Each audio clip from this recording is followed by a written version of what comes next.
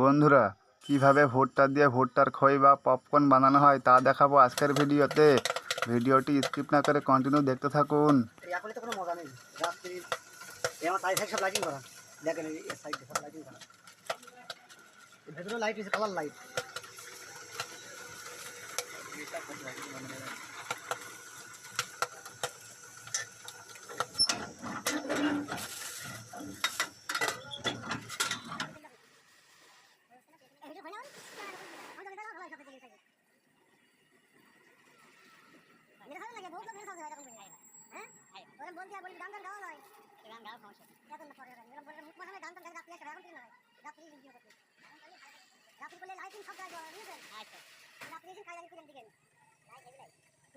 Music light না ধরলে আপনার কোনো রকম ভালো লাগবে না।